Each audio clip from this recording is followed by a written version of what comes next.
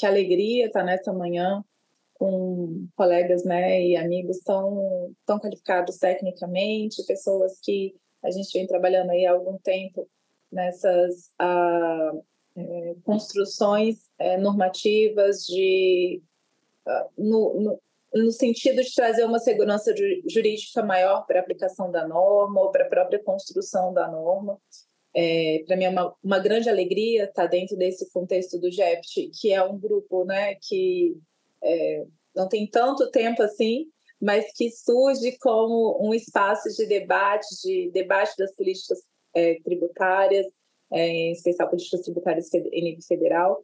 E está aqui com a Ana, que acabou de fazer aniversário, né, Ana? Feliz aniversário para você, especialmente aqui. E com colegas que têm debatido esse tema já dentro desse ano em vários outros fóruns. Bom, falar da parte legislativa é interessante porque, assim, a gente tem tido algumas diferenças na construção da norma nesses últimos anos. Que diferenças são essas, né? A medida provisória 1262 de 2024, ela teve mais de 90 emendas, né? Acho que é importante falar porque algumas medidas provisórias elas têm poucas emendas, algumas têm muitas, algumas chegam a quase 1.000 ou passam de 1.000, mas sem emendas, né? Uma média aí de entre 90 e 100 é um número, significa que as pessoas estão acompanhando, que existe é como se fosse um input da sociedade dizendo, olha, tem gente preocupada com esse texto. E aí a gente vai olhar a qualidade das emendas ou para onde elas estão apontando, né? A comissão mista, né, da medida provisória não foi instalada ainda. E isso acontece porque, enquanto não é definido quem é o relator, enquanto não é feita essa negociação legislativa, então não se instala a comissão. Mas a gente já tem alguns exemplos de comissões que foram instaladas no finalzinho do ano, tipo em uma semana, e tudo se resolveu. Assim, a gente teve esse exemplo em 2023, inclusive, né? Não instalava, quando chegou a questão de subvenção fiscal, não sei se vocês lembram desse fato. Então, a construção da norma, ela leva em conta esses inputs da sociedade por meio das emendas que são apresentadas.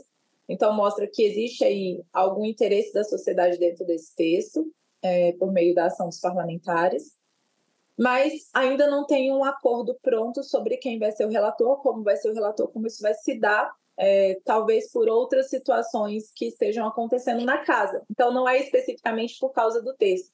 Falo isso porque a gente está dentro de um contexto, né, de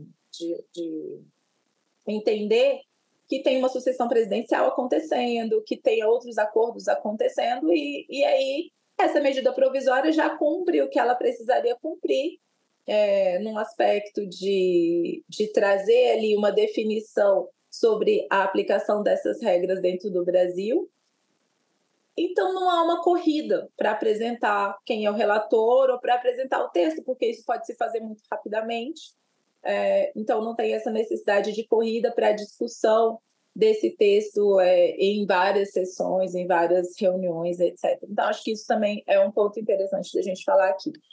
Junto com a medida provisória, ou na mesma semana de apresentação da medida provisória, foi apresentado também um projeto de lei pelo líder do governo, o deputado Guimarães, na Câmara. Então, a medida provisória está no Congresso, né, discutindo com as duas casas, deputados e senadores. Junto da Câmara foi apresentado um projeto de lei específico sobre o tema, que é a cópia da medida provisória, alegando tão somente uma tramitação ordinária, né? Uma tramitação em que todos possam ter acesso a esse texto.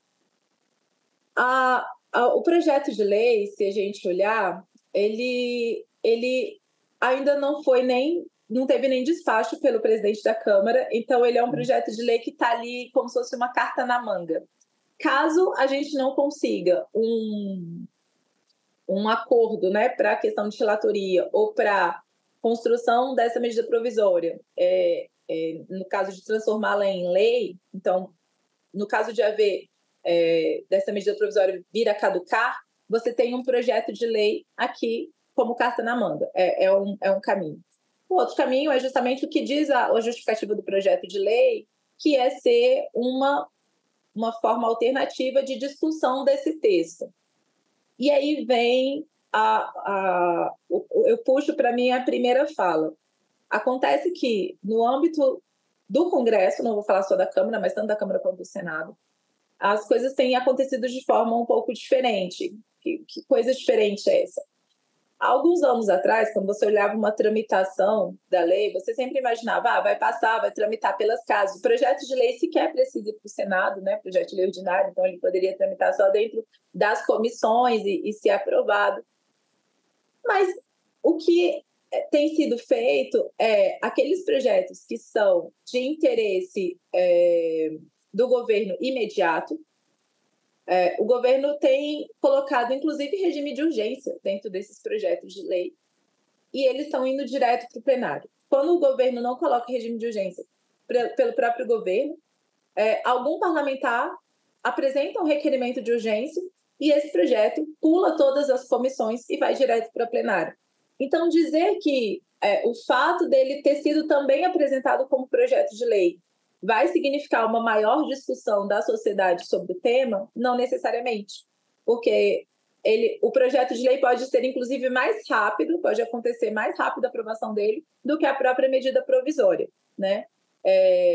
Haja vista esses mecanismos de urgência, de requerimento de urgência que podem ser ou não apresentados. E daí a gente tem uma outra situação que foi peculiar, e eu super entendo, né, o que aconteceu, que é a publicação de uma instrução normativa da medida provisória sem que a medida provisória tivesse sido transformada em lei ainda. Então, assim, você tem uma regulamentação antes mesmo de saber se aquela medida provisória vai ou não ser convertida em lei. Mas como se você... Então assim, esse processo legislativo parece sempre um pouco diferente do que usualmente seria, né, no caso de uma medida provisória, no caso de um projeto de lei. Eu não quero me delongar no tempo, mas eu acho que é importante, assim, dizer para quem está nos assistindo por que esses trâmites legislativos estão sendo diferentes dos ordinários. Por que veio uma instrução normativa junto? Então, existe aí uma dinâmica internacional que o Brasil tem adotado e que tem forçado essa construção, digamos assim, diferente do usual.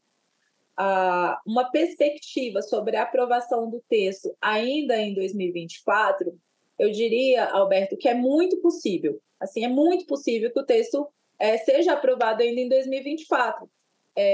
Essa vontade política, ela não está apagada simplesmente porque não tem um relator ou porque não houve o despacho do presidente. Quando você olha, você fala, não teve o despacho ainda, não foi instalada a comissão, então não vai ter.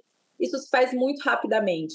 E, de novo, a gente tem outros contextos que estão tomando a atenção dos parlamentares, seja a questão orçamentária, seja a questão de sucessão presidencial, sejam outras questões que estão ali postas, que não cabe aqui a gente falar agora, mas esse ponto de ser uma discussão, e aí como a Cláudia coloca, né, a gente precisa da definição desse texto ainda até o final de 2024, para que em 2025 a gente já tenha uma clareza sobre esse fato complexivo, para ele se finalizar dentro de 2025 e 2026 possibilitar a cobrança, essa questão de inserção do Brasil nesse contexto mundial, tudo isso possibilita e facilita a construção de uma norma aí no final do ano, no apagar das luzes. Então, a minha percepção é que, muito provavelmente, a gente vai ter a aprovação dessa medida provisória, seja a conversão em lei dela, seja o requerimento de urgência aprovado em plenário, ali no final do ano de 2024, nas últimas semanas, provavelmente junto com a regulamentação da reforma tributária sendo finalizada. Então, essa é a perspectiva legislativa que eu acho que é interessante a gente trazer.